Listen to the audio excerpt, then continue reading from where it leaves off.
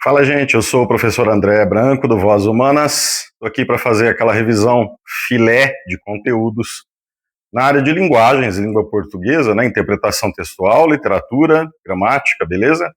Para que você possa, pelo menos por hoje, né, segundo o que foi prometido por mim, evidentemente, dar uma olhada naqueles tópicos que eu tenho certeza que eles vão cair no vestibular da Unesp, beleza? Ou que podem cair pelo menos. Se caírem, você já sabe. Vocês precisam me dar de presente. Se cair um deles, vocês têm que me dar de presente a pipoca da Gi, tá bom? E a Gi Pipocas, você vai lá, escolhe, entra em contato com a Gi, escolhe, por favor, a pipoca de chocolate branco, fechou? Curta o vídeo, comenta o que você acha que pode cair também, manda dúvida pelo WhatsApp, se você ainda tiver dúvida, amanhã é de descansar, mas hoje, se você tiver dúvida, vou fazer a revisão, manda um alô pra gente, tá? E curta o vídeo, inscreva-se se você não é inscrito ainda, a gente tá devagar ali chegando ao número maior de inscritos, eu vou editar pouco esse vídeo aqui hoje, tá? Mas curta, comente, se inscreva, compartilhe esse conteúdo, porque vai ser uma gratidão muito grande se vocês conseguirem fazer essa curtida funcionar, beleza? É só dar o joinha aí que tá lindo, cara. Você já ajuda demais, tá? Em vista de todo o trabalho que a gente fez aqui para tentar ajudar vocês também. É só dar um joinha, clicar no inscrever-se, né? Ativa o sininho para não ficar de fora aí das atualizações aqui do canal, tá? E o Voz Humanas 2026 tá chegando, a gente já tá com turma, hein, cara? Se liga, presta atenção. Vai lá no Instagram, clica no link da bio, porque até o dia 21 de dezembro tem o primeiro lote, que é promocional, para você se inscrever no curso. Muita gente deixa para depois, não fala nada nesse período de férias, né, não quer nem saber de escola, e nem dá um toque lá para o papai, para a mamãe, para o responsável. E quando chega a época mais, né, de corrida pelas matrículas, que é janeiro principalmente, acaba ou ficando sem vaga ou não pega o lote promocional porque simplesmente não falou nada, né, nem para papai nem para mamãe que tinha um lote promocional até o dia 21 de dezembro. Então, corre lá e não vai ficar sem sua vaga, tá bom? Venha fazer parte do Voz Humanas. Esse ano a gente teve muitos resultados positivos, tá bom? Já tivemos, né? Vamos ter muitos outros ainda, com toda certeza. A gente está com um grupo muito fechado que evoluiu bastante ao longo do tempo, né? Então a gente sabe que vai ter resultado sim, assim como a gente já teve alguns aí, principalmente por termos trabalhado com muito repertório de temas que foram depois cobrados nesses últimos vestibulares, né? Por exemplo, a Unicamp. A gente viu o CLT naquela semana e logo em seguida a Unicamp já colocou isso como uma de suas propostas lá num dos gêneros discursivos que tinham que ser produzidos. Então, o curso está muito bem, né? A gente está muito bem, a gente está numa crescente, a gente estuda muito, eu e o Marco, a gente trabalha muito mesmo para trazer sempre o melhor para vocês, tá bom? Então, venha fazer parte do Voz em 2026, junte sua voz ao Vozes e vamos para a revisão.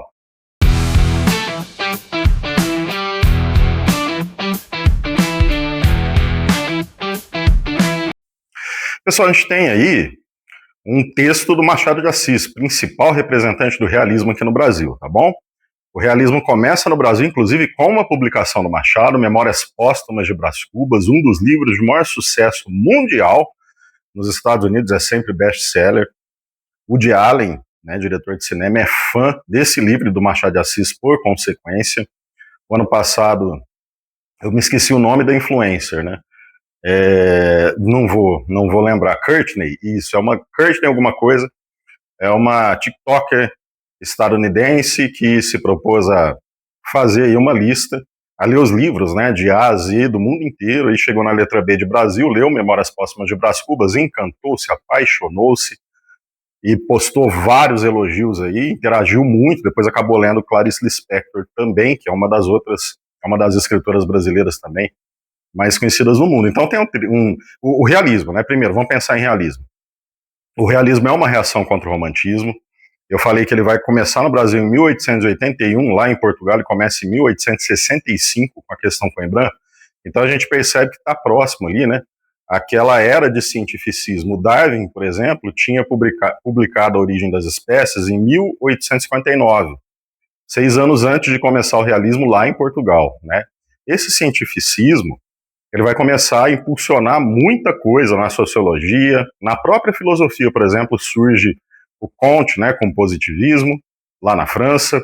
A gente vê que vai ter o determinismo. Esse determinismo, claro que muita coisa dessa ciência, entre aspas, da época, a gente sabe que não tem fundamento, né? No caso do determinismo, por exemplo, o determinismo acabou embasando muitas visões que o próprio Machado sabia que eram equivocadas, né? Porque o Machado, ele pertence ao realismo, e isso é inegável, claro, apesar de muita gente falar assim que ele não é realista, sim, ele é.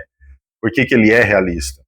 Porque a base da literatura de Machado é crítica, é uma crítica contra a condição humana, é uma crítica bastante irônica, né, contra essa condição, contra a sociedade, contra o materialismo.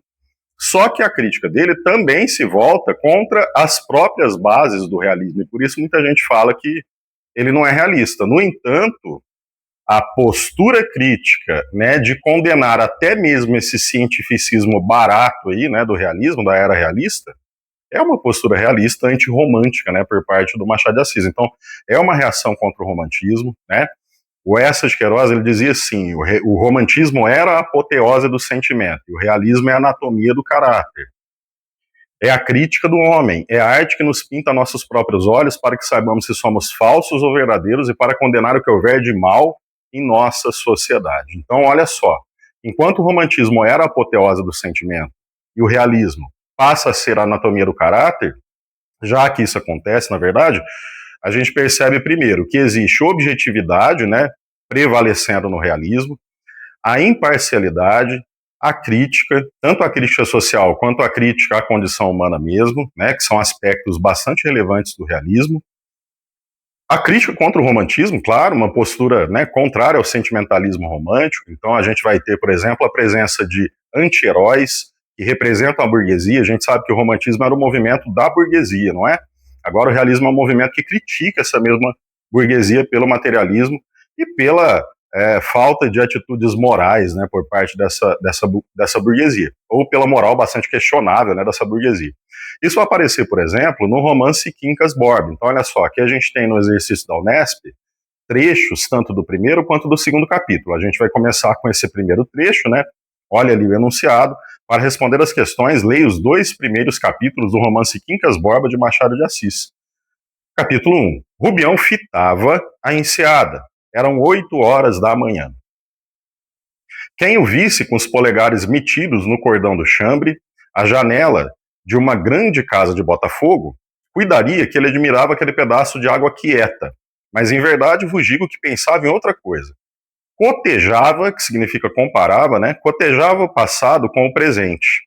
Que era um ano? Professor. Que é agora? Capitalista. Olha para si, para as chinelas, umas chinelas de Tunis, que lhe deu o recente amigo Cristiano Palha, para casa, para o jardim, para a enseada, para os morros e para o céu. E tudo, desde as chinelas até o céu, tudo entra na mesma sensação de propriedade. Vejam como Deus escreve direito por linhas tortas, pensa ele. Se Mana Piedade tem casado com Quincas Borba, apenas me daria uma esperança colateral. Não casou, ambos morreram. E aqui está tudo comigo, de modo que o que parecia uma desgraça, reticências.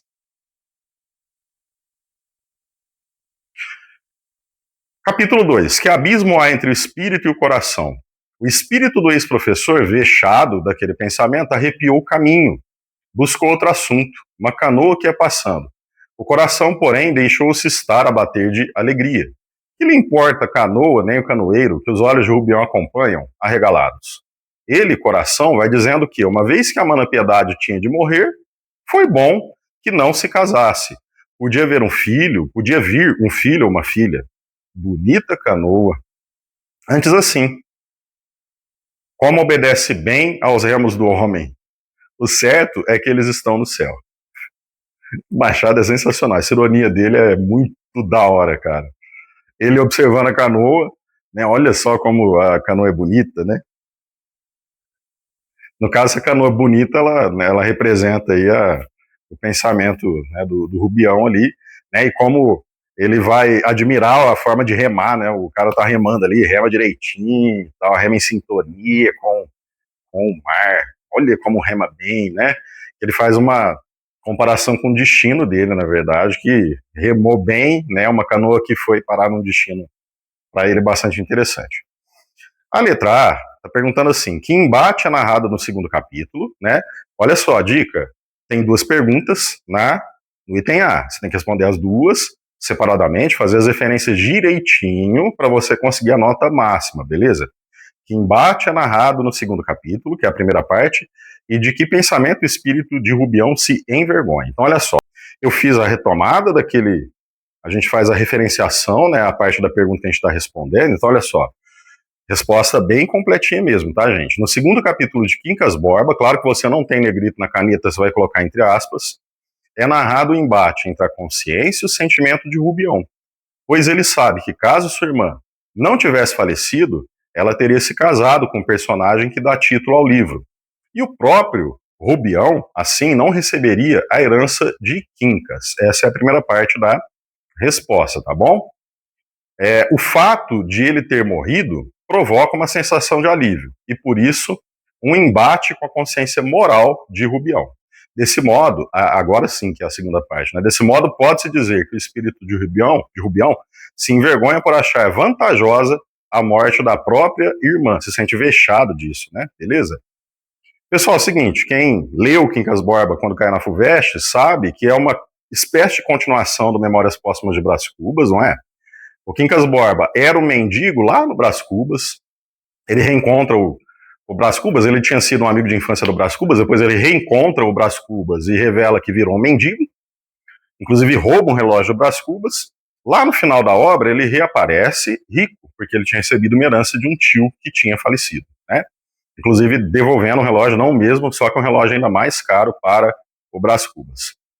O Rubião, lá no livro Quincas Borba, nessa continuidade, ele vai ser uma espécie de cuidador aí, é um grande amigo, né, do Quincas Borba, e ele vem de Barbacena, interior de Minas, para cuidar. Aliás, ele é de Barbacena, porque o Quincas Borba foi morar lá também, para cuidar do Quincas Borba, né, no fim da vida deste, no caso. E o Rubião é o cara que vai receber toda a herança do Quincas Borba. Havia a possibilidade do Quincas Borba se casar com a irmã de Rubião, que se chamava Piedade, né? Caso isso tivesse acontecido, o que aconteceu? Quincas Borba ia morrer, Piedade ia receber herança, vai que tivesse um filho, uma filha, como ele diz aqui, não ia sobrar muita coisa para ele, né? Então ele acha bacana que os dois tenham morrido, porque assim fica melhor para ele, a canoa remando lá direitinho, né, no caso dele, certo? Então essa é a resposta esperada aí. E depois a gente tem a seguinte pergunta, olha só. Que é a letra B, né? Que procedimento estilístico característico da prosa madura de Machado de Assis é empregado no primeiro capítulo? Que eu falei quando eu comecei a dar risada ali, depois justifique sua resposta. Pessoal, por exemplo, se eu for buscar o Brás Cubas, o Memórias Póstumas de Brás Cubas, quando ele fala da Marcela, ele fala assim: Marcela, por exemplo, que era bela, Marcela amou-me. Marcela amou-me durante 15 meses e 11 contos de réis. Quer dizer, Marcela amou o Brás Cubas enquanto o Brás Cubas tinha 11 contos de réis, enquanto ele tinha grana, né? Quer dizer, não é ele que tinha, é o pai que tinha, porque ele ficava comprando presente e mandando assinava promissório e mandava para o pai pagar a conta depois. E a Marcela se enchia de presentes assim. Então, quando o narrador fala, aliás, quando o próprio Brás Cubas, que é o narrador, fala, né, que a Marcela o amou durante 15 meses e 11 contos de réis, quando a gente ama sem interesse. O amor de verdade, é só lembrar lá do Antônio Vieira, o amor de verdade é o amor que não tem interesse, e que não tem nem causa nem porquê, né? É o amor sem interesse, o amor desinteressado. Esse é o amor romântico, inclusive, é o sentimento, né? Só que ali não é isso que acontece. Então ela não amou, né, o Brás Cubas. Na verdade, ela se nutria um pouco, né, no sentido metafórico, na verdade, cara, me escapa a palavra aqui, né, ela vivia às custas, né, desse amor, não é amor-me mesmo, então ele quer dizer o contrário daquilo, não é? E aí, nesse caso, se a gente fala o contrário de alguma coisa que a gente gostaria de dizer, com aquele tom mais de sarcasmo, né, o procedimento estilístico é a ironia. A ironia é o que encanta, né, as pessoas que leem Machado de Assis, e que, infelizmente, é algo que no Brasil se perde muito. Nos Estados Unidos ele é famosíssimo por causa justamente dessa ironia, tanto nos Estados Unidos quanto na Inglaterra e também na Europa, né, em vários países da Europa. Eu falo na Europa inteira um pouco exagero, mas assim, em muitos países da Europa por essa ironia. Essa fina ironia, essa percepção de ironia, ela é uma coisa que vem com a leitura, né? Só que parece que no Brasil isso está um pouco de lado, cara. Isso é um pouco preocupante, inclusive, né? Um pouco não, bastante, para falar a verdade. Mas ele está perguntando, então, qual que é esse procedimento estilístico no primeiro capítulo, tá? Qual que foi a resposta que eu formulei aqui? Olha só, peraí. No primeiro capítulo, o procedimento estilístico típico da prosa madura de Machado de Assis é a ironia, pois Rubião vê todo o seu luxo, e embora aparentemente lamente a morte de Piedade, e também do Quincas Borba, que poderia ter colocado ali, né, considera, no fundo, vantajosa para ele mesmo, por tê-lo feito um homem rico, tá vendo? Né? Quer dizer, o cara parece que lamenta, no fundo ele tá felizão com a morte tanto da irmã quanto do Quincas Borba, Machado de Assis. Então guarda no fundo do seu coração. Ironia, que é uma característica dele importantíssima. Digressão, que é quando ele para a narrativa para começar a tecer reflexões sobre temas universais, mais filosóficos, ou às vezes até que não são, né, que são mais engraçados, mas que no fundo são filosóficos. Então tá lá, ironia, digressão, metalinguagem, que é quando ele se refere à própria escrita da obra, né, ou ele vai explicar o estilo dele usando o estilo dele. Começo a arrepender-me deste livro, não que ele me canse, eu realmente não tenho o que fazer. Expedir alguns magros capítulos para este mundo, a tarefa que distrai um pouco da eternidade, diria Brás Cubas, né? Então, quer dizer, ele fala do livro, usando o próprio livro, senão ele vai explicar o estilo dele usando também o estilo dele. O pessimismo machadiano é importante e a postura crítica, né, contra os defeitos morais da espécie humana. Isso é o fundamental no Machado de Assis, que são características também fundamentais, essenciais no realismo brasileiro. Vamos para a próxima? Exercício 2, ainda referente à obra do Machado de Assis, né, tem alguns trechos destacados. Olha lá esse item importantíssimo. Considere os seguintes trechos do primeiro capítulo. Trecho 1, Rubião fitava a enseada. Eram 8 horas da manhã. Trecho 2, cotejava o passado com o presente, que era há um ano professor, que é agora capitalista. Trecho 3, vejam como Deus escreve direito por linhas tortas, pensa ele. Se Mana Piedade tem casado com Quincas Borba, apenas me daria uma esperança colateral. Trecho 4, não casou, ambos morreram, e aqui está tudo comigo, de modo que o que parecia uma desgraça, em qual dos trechos ocorre o chamado discurso indireto livre? Justifique sua resposta. Pessoal, discurso cai, tá bom?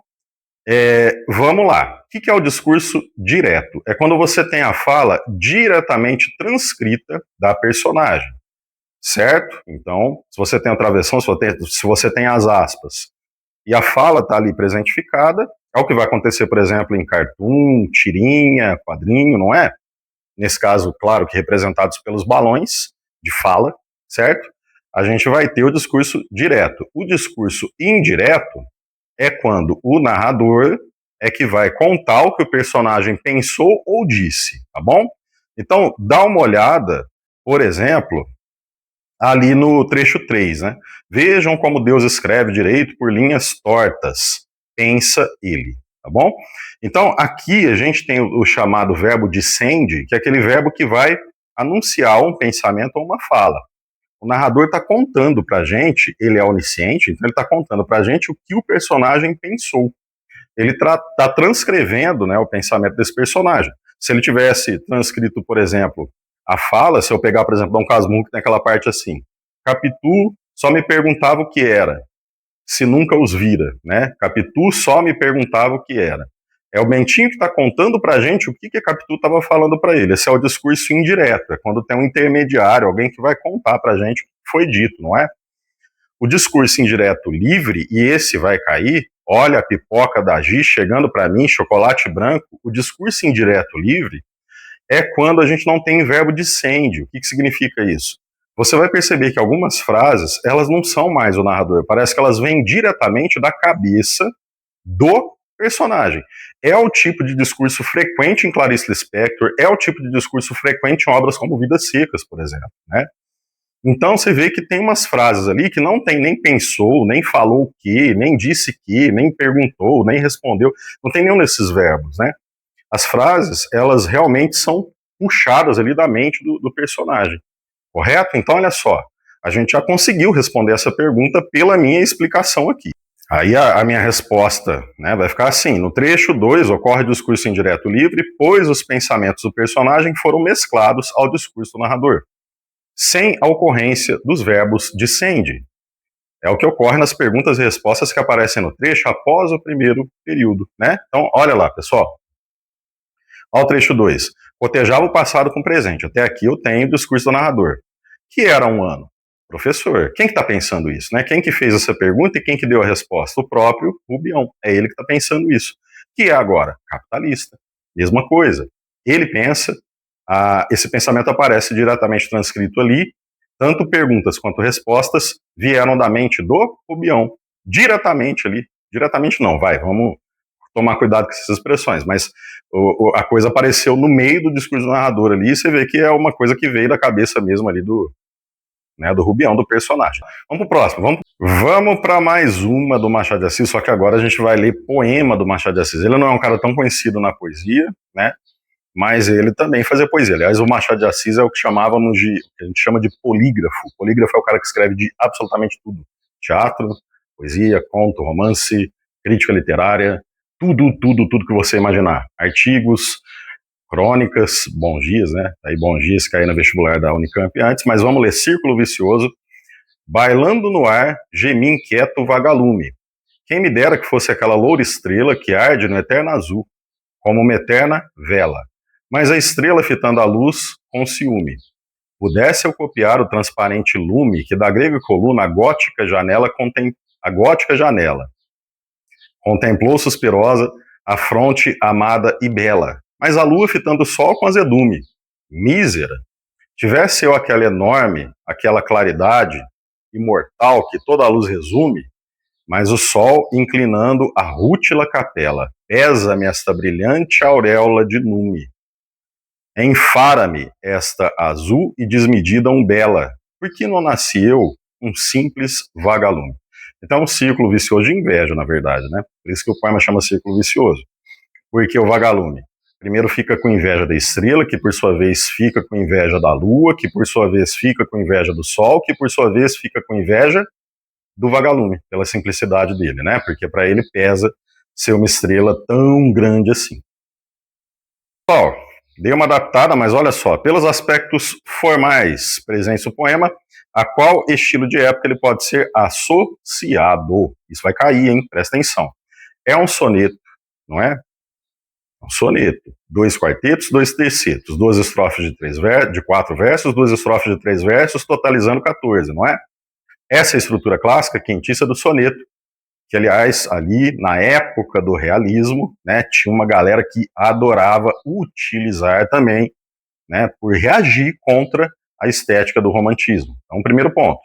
Olha o segundo verso, que o segundo verso vai ser mais fácil de fazer a escansão, né, de contar as sílabas poéticas. Mas olha lá. Quem me dera que fosse aquela lourestre, tá vendo? Quem me dera que fosse aquela lourestre. 12 sílabas poéticas, o chamado verso alexandrino. Então, até agora a gente tem soneto, estrutura clássica, verso alexandrino, não é? Quer dizer, aquele verso de 12 sílabas que também é elegante pra caramba. O que mais que a gente tem de importante? Uma série de vocábulos raros que não são utilizados no dia a dia. A gente tem lume, a gente tem nume, a gente tem umbela, né?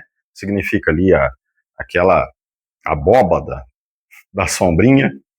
Então, cara, a gente está vendo aí que tem bastante coisa que remete ao movimento específico dessa época, hein? Olha só, para matar, quer ver? Para a gente conseguir chegar numa resposta bem tranquila. Ele está rimando, quer ver que da hora? Ele rima, por exemplo, vela, que é um substantivo, com bela, que é um adjetivo, não é verdade? Depois ele rima, quer ver? Tem mais coisa ali, hein? Ele rima aquela, que é pronome, com capela, que é substantivo, certo? Resume, que é verbo, com nume, que é substantivo. Então, ele está rimando palavras de classes gramaticais distintas, o que corresponde às rimas ricas, às chamadas rimas ricas. Então, cara, a gente está vendo que o formalismo do poema é uma característica importantíssima. Esse formalismo, na época, a gente tem, na era realista aqui no Brasil, 3 movimentos acontecendo ao mesmo tempo. O realismo, o naturalismo do Aloysio Azevedo, do Curtiz, por exemplo, e o parnasianismo, do Olavo Bilac. Grande bilacão, não é? Então, olha só, qual que é o movimento da arte pela arte, que valoriza a forma acima de tudo? Parnasianismo. Ou seja, vamos na resposta. Pelos aspectos formais, como a estrutura do soneto, o uso de versos alexandrinos, uso de rimas ricas e de vocábulos raros, o poema pode ser associado ao parnasianismo, estilo de época que valorizava a forma na poesia. Parnasianismo, você vai guardar essas características no fundo do seu coração, com toda certeza, porque é um movimento que é frequente, é relativamente frequente no vestibular da Unesp. E eu acho que vai cair uma comparação do parnasianismo com algum poema do modernismo, hein? Mário de Andrade, Oswald de Andrade, Manuel Bandeira ali, hein? Presta atenção. Próximo, mais um do parnasianismo. Vamos lá, que é sucesso. Texto para as próximas 3 questões, eu acho que eu nem coloquei as 3. Para responder as questões, leia o soneto de Raimundo Correia. Pessoal, aqui no Brasil a gente tem a tríade parnasiana, ou trindade parnasiana. Raimundo Correia, Alberto de Oliveira, Olavo Bilac, são os 3 mais importantes. Olavo Bilac, claro que ficou sendo mais conhecido. Olha o do Raimundo Correia, que lindo. Esbraseia o ocidente na agonia, o sol. Aves em bandos destacados, por céus de ouro e de púrpura raiados, fogem. Fecha-se a pálpebra do dia. Delineiam-se além da serrania os vértices de chama aureolados. Em tudo em torno esbatem derramados uns tons suaves de melancolia. Um mundo de vapores no ar flutua, como uma informe nódoa, avulta e cresce a sombra à proporção que a luz recua. A natureza apática esmaece, pouco a pouco entre as árvores, a lua surge trêmula, trêmula, anoitece. Que processo o soneto de Raimundo Correia retrata? Pessoal, nem coloquei o último verso ali, né, para poder justificar minha resposta. Aliás, é outra dica, tá? Você responde e você retira pelo menos alguma expressão do texto que possa confirmar a sua resposta, tá bom? Olha só. Esbraseia o ocidente na agonia o sol. O sol está esbraseando numa agonia. Se ele está numa agonia, quer dizer que ele está morrendo, não é? Se o sol morre, quem que vem depois dele? A noite. Olha a minha resposta, ó. O soneto de Raimundo Correia retrata o pôr do sol e a respectiva chegada da noite, por meio de imagens como fecha-se a pálpebra do dia, depois anoitece, né, que fica bem explícito ali no final, no último verso, tá bom?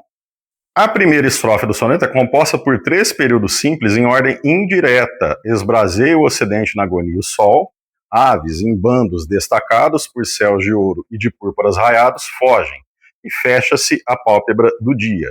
Reescreva esses 3 períodos em ordem direta. Pessoal, mais uma pipoca da Gi, por favor, chocolate branco de preferência, porque vai cair essa transposição da ordem inversa para a ordem direta. Como é que funciona isso? Na ordem direta, quem aparece primeiro é o sujeito. Então, olha a dica que eu vou te dar. Olha para o verbo do período e pergunta para ele quem é o sujeito dele, tá bom?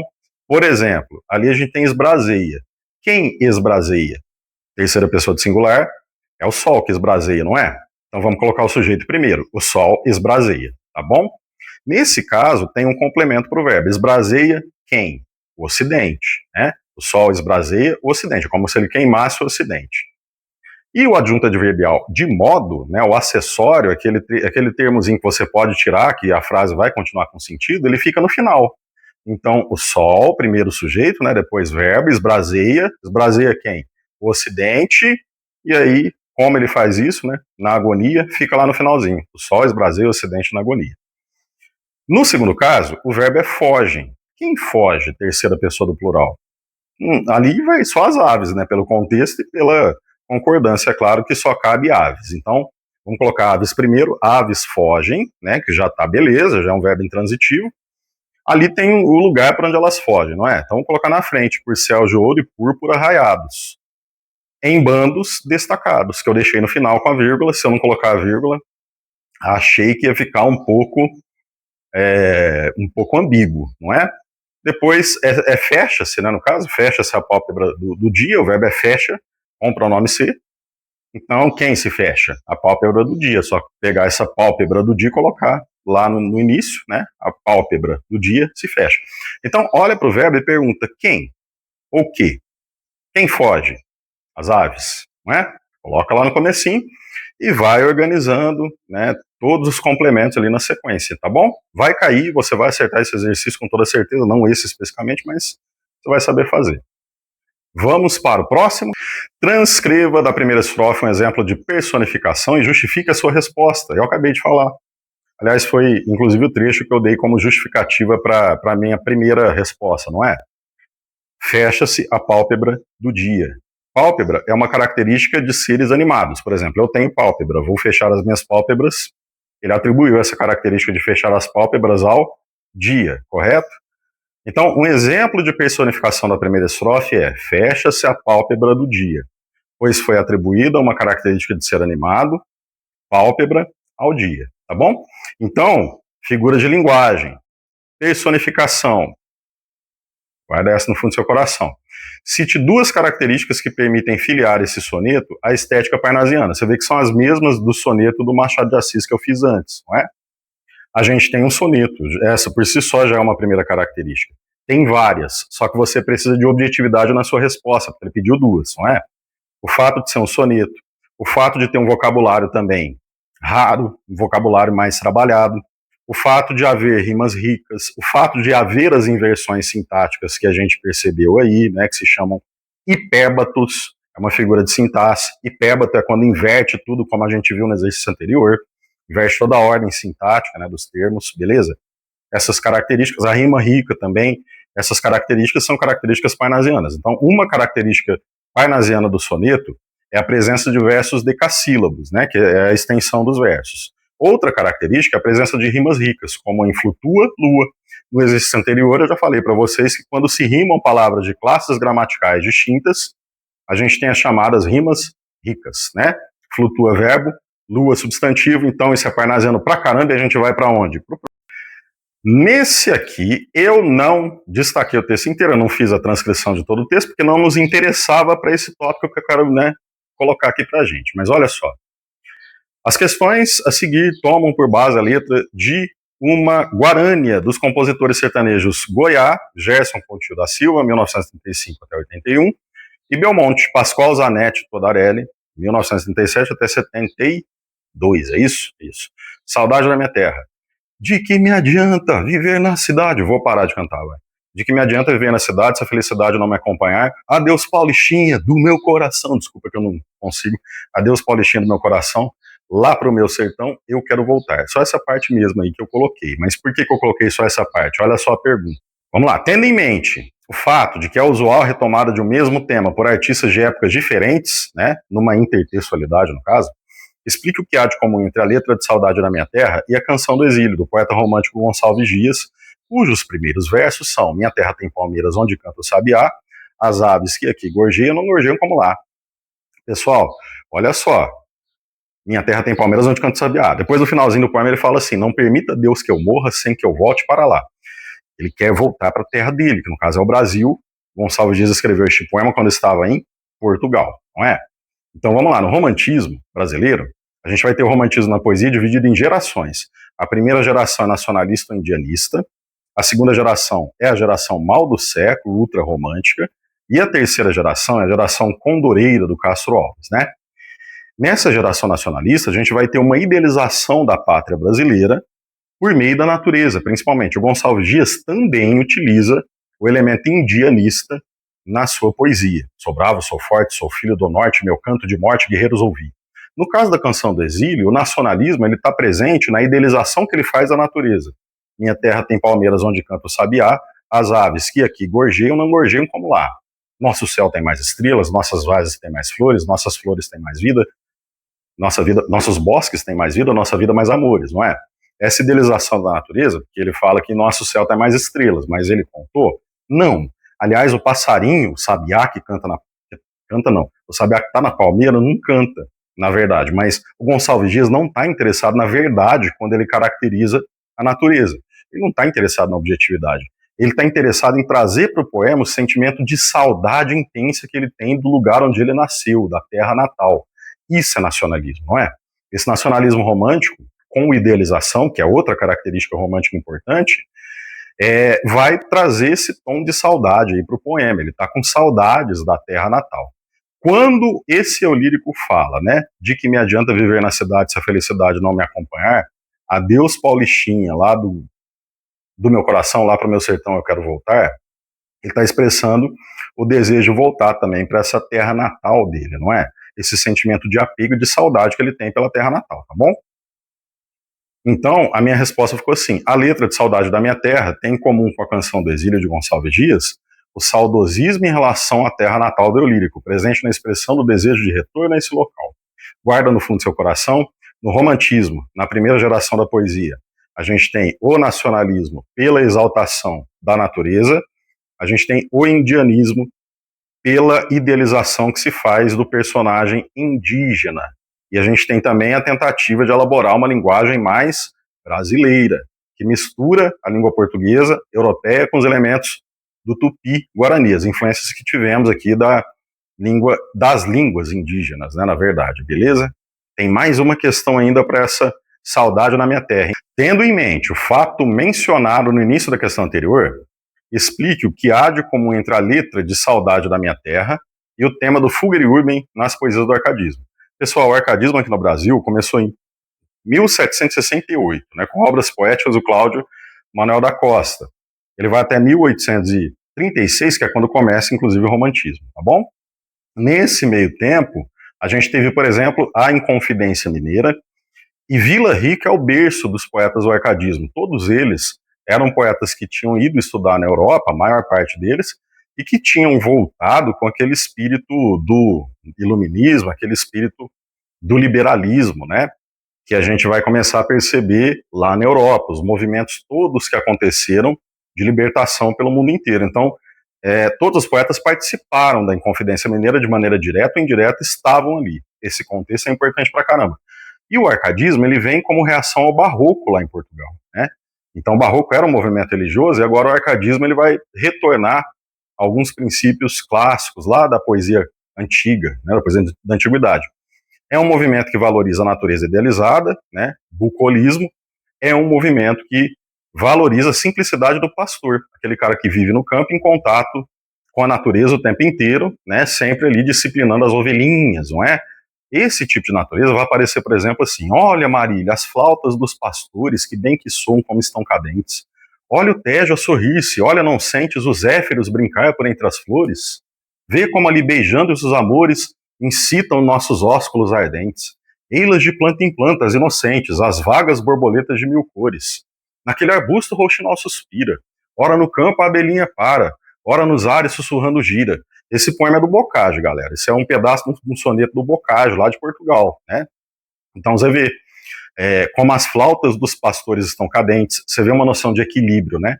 Flautas cadentes, bem afinadinhas, equilíbrio, simetria, harmonia. E essa harmonia vem do contato com a natureza. Os amores, né, que são elementos da mitologia, assim como os zéfiros brincando entre as flores, que também são elementos da mitologia, são características do arcadismo, porque a gente percebe esse retorno, como eu disse, à antiguidade clássica, por meio da mitologia e por meio de alguns temas, inclusive. Então aqui o Boccaccio, o eu lírico, né, do poema dele, está propondo o contato com um lugar fantástico, bucólico, essa natureza de harmonia e de paz, certo? Para ter contato com essa natureza é o locus amoenos, lugar ameno, lugar tranquilo, tá bom? Tem que ter uma vida simples, né? Essa vida simples tem muito a ver com outro tema, que é o inutile truncate, que significa cortar as coisas inúteis. Você não vai ter luxo. Se você vive em contato com a natureza, ela te dá tudo o que você precisa, você não tem que ficar ostentando nada, porque você vive bem, né? E nunca vai te faltar nada. Você vai viver em equilíbrio. Inutile truncate, cortar as coisas inúteis, significa cortar o luxo que a cidade poderia proporcionar para você ter contato com a natureza. E aí a gente tem também, claro, o tema do Aurea Mediocritas, que significa mediania de ouro, equilíbrio de ouro, né? Quer dizer, eu vou viver de maneira equilibrada, tranquila, como um pastor, por exemplo. A gente tem o tema do Carpe Diem, né, que é um tema importantíssimo para o arcadismo. A gente tem o tema do Fugger e Urban. E aqui, no caso, o Eulírico está dizendo que a felicidade não acompanha ele quando ele vai para a cidade, não é? Então, o que ele quer fazer? Voltar para o campo, porque assim ele vai ser feliz, né? Então, olha a minha resposta. A letra de Saudade da Minha Terra retoma o Fugger e Urban, Fuga da Cidade, presente em muitos poemas Árcades. Quando o Eulírico se declara infeliz na cidade, nos 2 primeiros versos, manifestando o desejo de retirar-se do espaço urbano e buscar a paz no campo, em meio à natureza. Então, Fugger e Urban significa fuga da cidade, é isso que ele está expressando. Ele quer sair da cidade para voltar para o campo.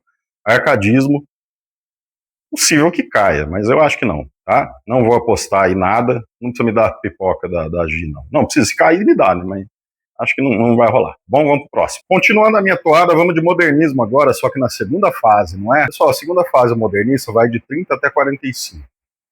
A fase heróica, que é a fase anterior, de 22 até 30, é uma fase de é uma fase de rebeldia, é uma fase de criação de uma identidade nacional na literatura. Então é a fase que mais reage contra o passado, é a fase que mais se volta para uma linguagem reconstruída, né, para a gente ter na literatura, na poesia, principalmente uma linguagem mais brasileira, aquela coisa mais da liberdade mesmo, não é?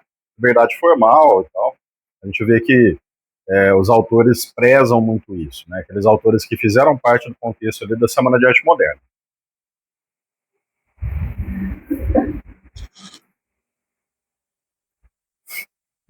Na segunda fase, por sua vez, a gente tem de 30 até 45 outros temas, né, que vão ser abordados, porque, de fato, primeiro, é a fase heróica, a fase de 22 até 30 é heróica, porque foram os autores que tiveram que conviver com um público muito conservador ainda, e que adorava Olavo Bilac, entendia que poesia tinha que ser aquela coisa mais belle époque, né, aquela paradinha mais europeia, né, aquela poesia mais tradicional, metrificada, com rimas ricas, com palavras difíceis.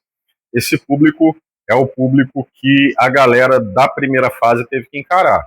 Só que na segunda fase, essa estética modernista já estava consolidada, né, já era algo aceito.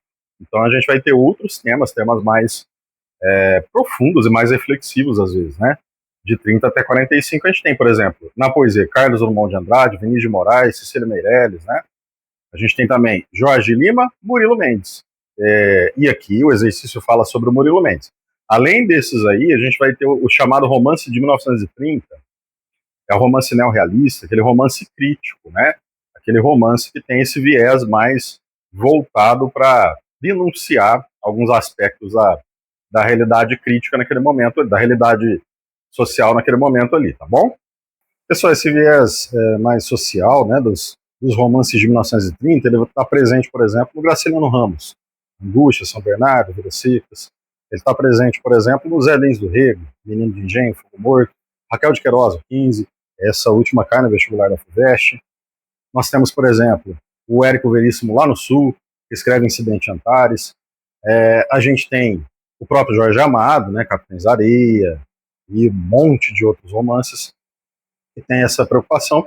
E esse viés ele se dá justamente pelo fato de que a gente tem de 30 até 45 aspectos importantes na nossa história mesmo, é um contexto importante na história, né? Então a gente tem, por exemplo, os reflexos da crise de 29, né? A gente tem o Estado Novo do Vargas, que é ditadura, e a gente tem uma abordagem expressiva, né, da questão social desse momento aí. E a gente tem Segunda Guerra Mundial, então, claro, né, eles vão deixar aquela postura mais rebelde só de tentar achar uma identidade brasileira que pertencia mais àquele âmbito da fase heróica e vão começar a tratar desses temas, inclusive tratar de temas muito mais reflexivos também sobre a própria condição humana. É o que acontece no Carlos Drummond de Andrade, é o que acontece no Vinícius de Moraes, no próprio Jorge Lima e no Murilo Mendes também. Aqui o Murilo Mendes a gente vai para um outro viés, uma outra vertente da poesia dele, tá bom? Mas é esse momento aí mais neorrealista, né, da nossa literatura, que também pode ser que entre aí de alguma forma. Acredito que no caso da poesia mesmo, algum desses autores que eu mencionei aqui podem ser cobrados, mas aí é lógico, você vai ter que verificar esse tipo de temática ou só, de repente, ver a postura do eu, né, em relação ao mundo que ele ocupa naquele momento ali, como que isso vai aparecer no poema, quer dizer, o indivíduo que está ali no poema, como é que ele se relaciona com o mundo dele naquela época que está sendo retratado, né?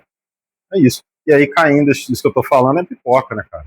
É pipocas, e aí você vai me dar pipoca de chocolate branco, leite ninho, cara, qualquer uma delas tá valendo. É que eu gosto mais da chocolate branco, mas não quer dizer que eu não gosto de todas elas, né? Porque todas as pipocas da Gi são poesia. E nem são poesia da segunda fase modernista, são muito mais, assim, poesias do arcadismo, aquela coisa de equilíbrio. Quando você come a pipoca, você vai ter aquela sensação de paz, de equilíbrio, de bucolismo, de borboletinhas, de passarinhos cantando. Vamos ler, né? Soltaram os pianos na planície deserta, onde as sombras dos pássaros vêm beber. Eu sou o pastor pianista. Vejo ao longe com alegria meus pianos recortarem os vultos monumentais contra a lua. Acompanhado pelas rosas migradoras, apacento os pianos. Gritam e transmitem o antigo clamor do homem, que, reclamando a contemplação, sonha e provoca a harmonia. Trabalha a mesma força, pelo vento nas folhagens, pelos planetas, pelo andar das mulheres, pelo amor e seus contrastes, comunica-se com os deuses. Pessoal, você está percebendo uma junção de imagens que são, às vezes, parecem, pelo menos para a gente, um pouco desconexas, né? São imagens estranhas, aquelas imagens que fazem parte daquilo que se chama do universo onírico, que é o do sonho, do inconsciente. Uma das vanguardas mais importantes, que eu já mencionei aqui, né, para o início mesmo, para a origem do modernismo, foi o surrealismo. O André Breton dizia que o surrealismo é a arte do inconsciente, né? É escrita automática, beleza? E essa escrita automática ela vai trazer à tona imagens que estão no nosso inconsciente e elas nem sempre são realmente conectadas umas com as outras, por isso que elas causam essa estranheza. Não é verdade? Mas aqui eu consigo fazer uma boa leitura mais interpretativa desse poema. Como no caso da poesia a gente tem uma ideia, né, associada de musicalidade, de canto, no caso, né, já que a poesia é a expressão musical da própria linguagem, né, a gente vê isso nos versos e tudo, nas pausas, né, que a gente tem que dar para declamar e tudo mais. O que seria o piano? O piano é um elemento musical, ele pode ser a própria poesia, não é? Então, ele como pastor pianista, ele é o poeta. Né, vamos colocar que ele fosse poeta. Eu interpreto assim. Ele vai apacentar os pianos que gritam e transmitem o antigo clamor do homem, que é a própria linguagem poética, né, de repente. Né? O homem reclamando a contemplação, quer dizer, o homem querendo contemplar, querendo a contemplação, a admiração, né, aquela inspiração que a poesia pode tanto sugerir quanto sugere a própria poesia, porque é a partir da inspiração que a poesia nasce, né? O homem, quando ele reclama essa contemplação, ele sonha, e aí ele provoca a harmonia. Né? Quer dizer, o piano começa as suas harmonias. E, por tudo isso, ele se comunica com os deuses. Quer dizer, por tudo que tem no mundo, né, o vento nas folhagens, das coisas mais simples, até as coisas que mais chamam a atenção, o amor e seus contrastes, por exemplo, esses pianos se comunicam com os deuses, assim como os homens se comunicam com os deuses por meio da própria poesia. Então, para mim, né, os pianos eles representam o som poético mesmo. Mas você vê que é uma questão de interpretação, né, do texto aí. Não é uma interpretação definitiva minha, não, viu, pessoal? Agora, a questão não vai ter a ver com isso, né? Beleza? Porque é estranho, é diferente, né? Você fala, nossa, mas que diferente, né, cara? É uma coisa meio, sei lá, né? A gente acha difícil interpretar. Olha a letra A. O crítico literário Antônio Cândido caracteriza esse poema como uma pastoral fantástica. Tal caracterização alude a qual escola literária? Justifique sua resposta. Pessoal, pastoral, eu acabei de falar dos pastores, não é? Aquele pastor amante que nas úmidas ribeiras deste cristalino rio guiava as brancas ovelhas. Essa é do Cláudio Manuel da Costa, poeta do Brasil. Eu ia falar do movimento. Você já sabe qual é o movimento, né? Se é pastoral, se tem a ver com pastor, se o poema pastoril, aquele poema pastoril, que tem o pastor guiando suas ovelhinhas em contato com uma natureza bela, tranquila, que chamamos de locus amoenos, para poder fugir da cidade, fuga de urbe, né? E para você aproveitar bem o momento presente, carpe diem, no caso. Falou em pastoral, galera, arcadismo. Na lata, não tem outro jeito, né, de você responder. Olha a minha resposta. A caracterização do poema como pastoral fantástica alude ao arcadismo, pois o movimento Arcade valorizava os temas pastoris, assim como o bucolismo, exaltação da natureza. Tem um mosquitinho voando aqui em torno de mim, vocês estão percebendo. E a letra B, identifique duas características que permitem vincular esse poema ao movimento modernista. Bom, formalmente é um poema moderno, né? Você vê que ele não tem metrificação regular, então os versos são livres. E outro aspecto relevante pra caramba é o fato de ter sido influenciado por uma vanguarda, que são aquelas vanguardas que deram origem, inclusive, à Semana de Arte Moderna no Brasil. Quais são essas vanguardas? Futurismo, cubismo, surrealismo, dadaísmo, expressionismo, não é? Nesse caso, a gente tem a influência do surrealismo, tá? Então, a presença de versos livres e influência da vanguarda surrealista. E vamos para o próximo. Agora a gente tem o poema de um simbolista brasileiro, Alfonso de Guimarães, né? Pessoal, simbolismo, vamos lá. O simbolismo ele vem logo depois do parnasianismo, é um movimento do final do século XIX na França, início, na verdade, do século XX, né? Aqui no Brasil, por exemplo, ele vai começar em 1893 e ele vai até 1902, que é quando começa o pré-modernismo, apesar de não ser um término, né, que define que a poesia simbolista não vai mais existir, porque começa o pré-modernismo, na verdade. E o pré-modernismo nem é um movimento literário, então o simbolismo ele continuou dando frutos, né, na verdade. O simbolismo é o movimento francês mais importante, mais do que o parnasianismo, com toda certeza. É um movimento poético, para mim, mais límpido, aquela coisa de poesia mesmo. Você falou em poesia, para mim, a essência da poesia está no simbolismo. Tá? E aí a gente tem o Alfonso de Guimarães, que é um poeta mineiro, né? Eras, a sombra do poente. Vamos ler. Mas, ó, antes de ler, vamos falar de algumas características simbolistas importantes. Primeiro, é uma reação contra a era realista. Se é uma reação contra a era realista, a gente vai ter um resgate do espiritualismo e do misticismo. Então, se você pega o Cruz e Souza, por exemplo, em Antífona, ele vai dizer assim, ó, formas alvas, formas brancas, formas claras, de luares, de neves, de neblinas, formas fluidas, líquidas, cristalinas, incensos dos turíbulos das aras. Aras são altares, não é? Turíbulos, o negocinho de espalhar incenso. Ele fala do incenso, ele fala de altares. Antífona é um termo bíblico, né, que vem antes dos salmos, no caso, aquilo que vem antes do som, não é? Então você percebe que tudo está ligado com uma atmosfera mística de espiritualidade e de religiosidade aqui nesse caso. É uma reação contra aquele cientificismo que vinha lá do realismo, do naturalismo principalmente, não é?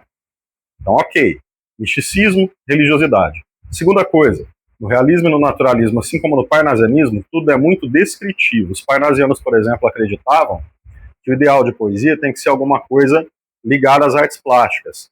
Quando, por exemplo, Olavo Bilac fala assim, vejo ourives quando escrevo, imito o amor, com que ele em ouro alto relevo faz de uma flor. Então, Olavo Bilac inveja o ourives, o artesão que fabrica joias, né?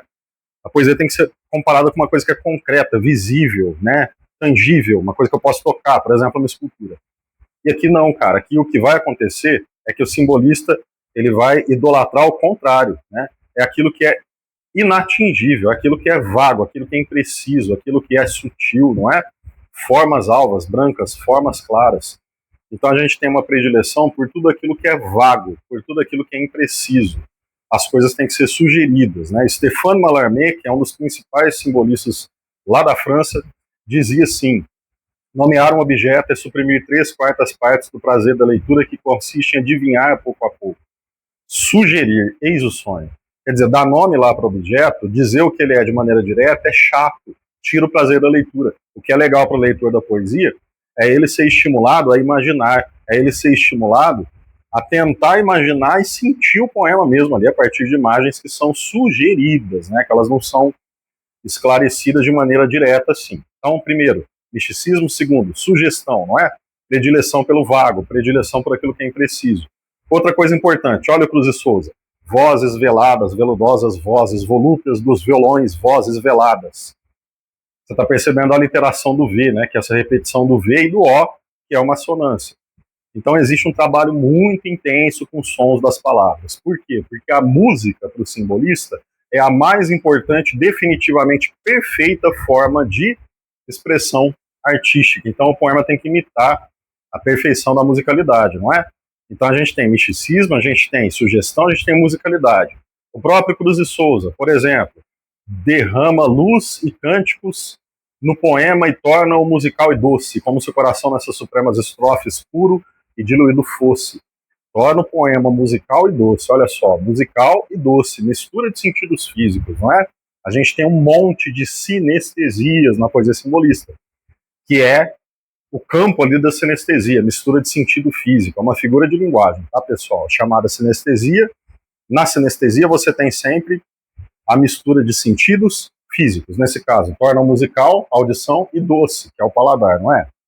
Ó, misticismo, sugestão, musicalidade, uso de sinestesias, maiúsculas alegorizantes, que você vê que a palavra ela é um substantivo comum, que seria escrita com inicial minúscula mesmo, mas o cara vai lá e manda uma inicial maiúscula para deixar o termo mais expressivo, né?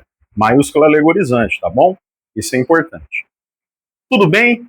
A gente tem essas as principais características. O simbolismo é muito formalista também, viu, pessoal? Tem todo um trabalho aí com a linguagem que nesse ponto acaba sendo parecido com o parnasianismo.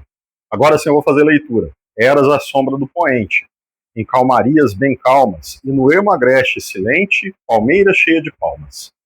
Eras a canção de outrora, por entre nuvens de prece, palidez que ao longe cora e beijo que aos lábios desce. Eras a harmonia esparsa em violas e violoncelos, e como um voo de garça em solitários castelos. Eras tudo, tudo quanto de suave esperança existe, manto dos pobres e manto com que as chagas me cobriste. Eras o cordeiro, a pomba, a crença que o amor renova. És agora a cruz que tomba à beira da tua cova. Pastoral aos crentes do amor e da morte. Né? Alfonso de Guimarães. Pessoal, olha a questão. O texto em pauta de Alfonso de Guimarães apresenta nítidas características do simbolismo literário brasileiro. Releia-o com atenção e a seguir. Letra A, aponte duas características tipicamente simbolistas do poema. Pelo que eu falei, vocês já também responderam, talvez até junto comigo aqui, né, cara? Duas das características simbolistas do poema são o misticismo religioso e a musicalidade, né? Beleza? Então, a gente percebe esse misticismo como? Essa musicalidade como? Olha a letra B, vamos responder, né? Com base em elementos do texto, comprova sua resposta. Claro, vai ser com base em elementos do quê? Né? Enunciado. O misticismo religioso está em referências bíblicas como pomba e cordeiro, né? Você vê, né? Que eu falei do Cruz de Souza. Você vai ter algumas expressões que podem vir da Bíblia e que representam uma religiosidade muito forte. Musicalidade, agora, né? A musicalidade está em literações como violas, violoncelos e voo, né? Que é uma sequência de palavras ali que repetem a letra V, a consoante V, formando o que a gente chama de aliteração. Beleza, pessoal? Não é? Não é isso. E tem outra. Você vai fazer uma... Pessoal, boa prova. Já sabe, né? Eu tô na torcida, Voz Humanas torce muito por vocês todos aí. Curta o vídeo, compartilhe, comente. E eu tô com vocês de coração na Unesp, segunda fase, e em todos os vestibulares que vêm por aí, pode ter certeza.